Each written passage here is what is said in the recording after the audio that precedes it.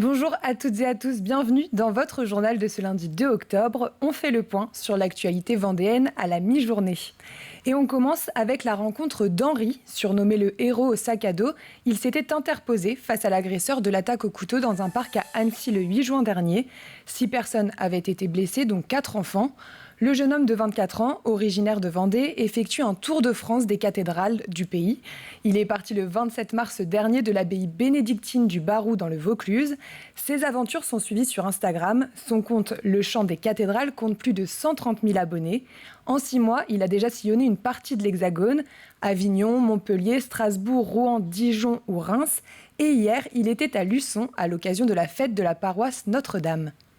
J'ai descendu la Vendée par le nord, je suis arrivé d'Angers, je suis allé à Cholet. Alors à Cholet il n'y a pas de cathédrale, mais j'ai tenu à visiter l'église du Sacré-Cœur et l'église Notre-Dame. Après je suis passé à Saint-Laurent-sur-Sèvre, qui n'est pas une cathédrale, mais dans la tradition on dit que c'est la 3e cathédrale vendéenne, puisqu'après il y a Luçon et Maillezais. Donc là juste après Luçon je vais aller à Maillezais, puis après je descendrai vers La Rochelle. La Vendée, pour moi c'est certainement un des plus beaux départements de France. Et je suis très très étonné par l'accueil des Vendéens, qui est absolument gigantesque et chaleureux. Et surtout j'aime énormément la mentalité vendéenne. Les Vendéens ce sont des gars qui se plaignent pas, qui sont durs au mal, qui sont entreprenants et qui foncent quoi. Et tout le week-end, les 10 ans de la remontée de l'archange Saint-Michel étaient célébrés à Sèvremont. Cette statue de 9,60 m domine la Vendée depuis 1877. L'église Saint-Michel-Mont-Mercure est le point le plus haut du département avec 290 mètres d'altitude. En 2012, la statue avait été descendue pour être restaurée. Elle était donc remontée le 29 septembre 2013, jour de la Saint-Michel. 10 ans plus tard, elle a encore rassemblé beaucoup de monde. Animations en tout genre, feux d'artifice et un spectacle de funambules étaient au programme. Mais pour passer un bon moment, pour se rappeler pour certains des tas de souvenirs, parce que derrière cet archange et tous les travaux de restauration, de remontée, il y a des tas de souvenirs. Moi je suis allé regarder les vidéos, mais il y a des personnes que j'ai reconnues, eux aussi ont dû encore plus se reconnaître, donc il y a aussi des tas de souvenirs qui remontent et je crois que c'est bien aussi de penser aux souvenirs, c'est ce qui fait aussi notre réalité, même si évidemment il faut regarder devant nous et pas derrière, mais quand même se rappeler de ce qui s'est passé, pourquoi on est là aujourd'hui, qu'est-ce qui s'est passé avant nous. Je pense que c'est important. Et de le manifester à travers des journées comme ça, c'est très, très bien. Et nous reviendrons plus en détail sur ce week-end festif dans le journal de ce soir. On parle sport à présent avec le 51e Tour de Vendée qui avait lieu hier.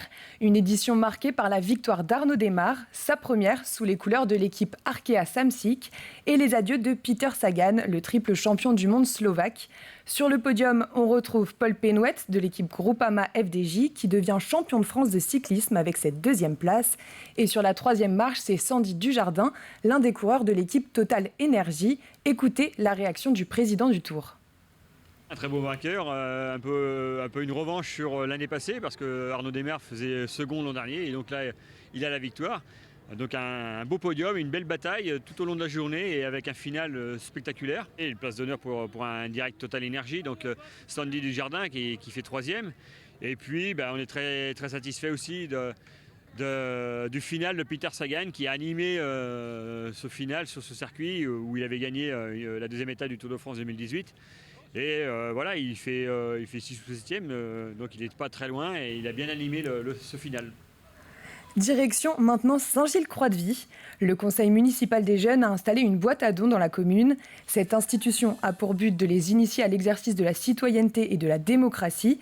Ils mettent donc en place des projets qui leur tiennent à cœur dans des domaines variés tels que la solidarité, la prévention, l'environnement ou le sport. Cette boîte à dons réalisée avec l'aide de la MFR a été inaugurée la semaine dernière. On peut y déposer des jeux, des livres ou des objets destinés aux enfants et aux jeunes de 0 à 18 ans. Le reportage de Colline Davy. Au détour des quais se niche une nouvelle cabane, une boîte à dons. Un projet mené par le conseil municipal des jeunes avec un but principal. C'est une démarche de non-gaspillage. C'est dès qu'on a des jouets qu'on veut plus s'en servir, qu'on peut pas vendre, pas non plus que ce soit en mauvais état, qu'on peut pas vendre, le mettre dans cette boîte à dons. Comme ça, si des personnes veulent récupérer ça et en mettre d'autres à la place, ça va être possible pour eux. Des jouets comme exemple, car cette boîte a la particularité d'être uniquement réservée aux enfants. et à l'intérieur, tout est pensé en ce sens. On a plusieurs tranches d'âge. On a les 0-5 ans, pour ceux qui sont beaucoup plus petits. Donc l'étagère est un peu plus grosse parce que souvent les enfants ont des objets un peu plus petits. On a les 6-11 ans, donc c'est une taille normale comme les autres. On a les 12-15 ans et les 16 et plus. La conception est le fruit d'un travail avec la MFR, un moyen de valoriser chaque jeune selon son âge et son expérience, mais pas seulement. C'est pour nous aussi l'occasion de parler des métiers, et puis non seulement de parler des métiers, mais qu'ils s'exercent dans nos ateliers avec nos apprentis. Un projet mené donc de A à Z par la jeunesse de la commune, mais accompagné tout de même par la municipalité. On a à cœur, et ça c'est super important, de ne pas insuffler d'idées, que ça reste leur projet. Le but c'est d'animer aussi les débats entre eux. Ça c'est important parce qu'ils ne sont pas toujours d'accord. Il y a des moments où effectivement il y en a qui sont plus pour un projet, d'autres pour un autre. Donc là on les fait voter. Et puis pour les choix des projets, après quand vraiment c'est quelque chose qui n'est pas réalisable, on leur dit que voilà, ça ne va pas être réalisable de cette manière-là, mais on réfléchit ensemble pour le réaliser différemment. Le CMJ sera renouvelé le 10 octobre. La nouvelle équipe pourra ensuite se lancer dans de nouveaux projets solidaires comme celui-ci. Et on termine ce journal avec le lancement d'Octobre Rose. Depuis 1985, ce mois est dédié à la recherche contre le cancer du sein et permet de récolter des fonds grâce aux mobilisations que chaque commune ou chaque association organise. En Vendée, Octobre Rose est marqué par la course La Joséphine depuis 9 ans et elle se tiendra le 8 octobre prochain à La Roche-sur-Yon.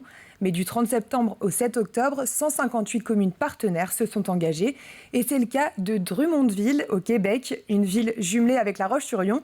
Ce week-end, elle a organisé sa première Joséphine couronnée de succès puisque 2200 femmes ont couru ou marché pour la bonne cause.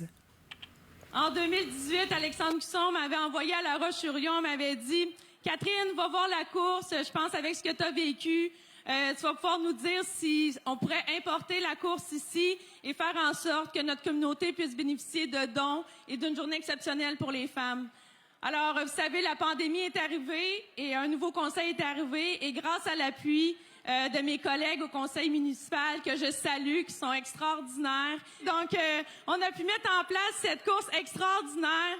Bravo à toutes les femmes qui viennent en aide à toutes les femmes atteintes de cancer. C'est tout à votre honneur. Donc, je vous souhaite une belle course. Je vous aime. C'est la fin de cette édition. Merci de l'avoir suivi.